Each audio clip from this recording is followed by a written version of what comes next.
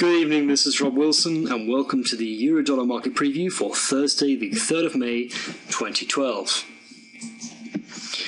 And going into tomorrow's market, I am almost certainly a seller at anywhere, any weakness whatsoever, between 131.80 and 132 if indeed we get back up that high. On the other hand, I'm a buyer on retests of resistance as support if we do manage to break back into our range. If you want to know the method to my madness, just listen on and we'll get into the detail. Okay, well, let's start off by taking a look at today's action.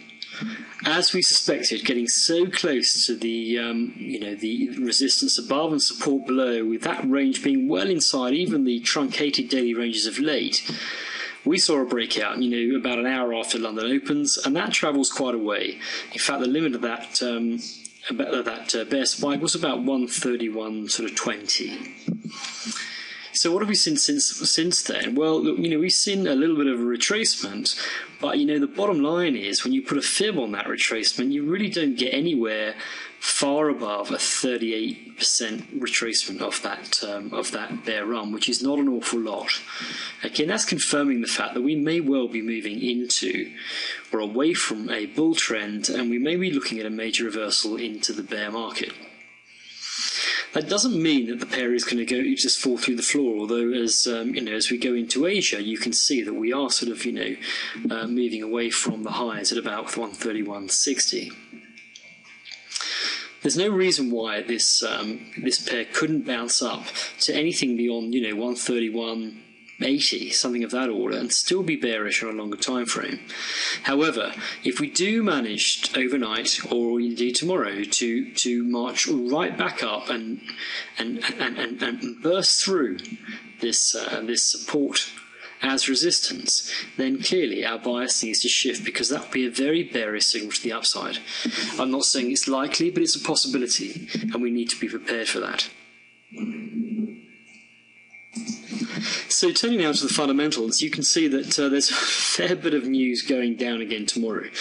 Sterling PMI at 430 EST. We've got the Euro PPI at 05. There's a French 10-year bond auction into the mix. And then more news at 7:30 on the dollar side of life. North America comes online at 8:30. We've got a whole swathe of key numbers coming out, and more figures again at 10, 10:30 and 11. So again, like today, tomorrow is riven with fundamental announcements, all of which have the potential to move the market. So, for goodness sake, be on your guard around those announcement times, because sentiment could change in the blink of an eye. However, none of this changes the fact that with respect to euro-dollar, we have transitioned from what looks like what looked like a weak uptrend to what could potentially be a transition to a downtrend, which has legs to go a long way. In terms of structure, we've got a resistance at 131.80 through to 132.10, and support below price at we've already gone through 131.50, but 131.20 certainly. 131. There's actually a little bit of resistance at support at 130.30, but we could well be looking at a test of the base. That needn't happen tomorrow, but 130 is looking very much on as it stands. News, well, pretty much all day yet again. So as I said before, be ready for that. And looking at our plan, well, we have to have a bear bias going in. And that's due to the simple fact that, with regard to what we see on a higher time scale, we are shifting into a bear trend, and therefore, short setups against swing highs or, channel boundaries are going to have a far higher expectancy than trying to second guess and pick the bottom of the market. I'm expecting a choppy session. Okay, I'm going in as a bear. I'm looking to sell pullbacks. However, if we do get anywhere near and indeed burst through back into the channel, I am prepared to switch bias to bull if we break back into that range. I hope that helps. Again, another busy day tomorrow, and I think we could see some real movement. So get some sleep, trade safe, and that's all I have.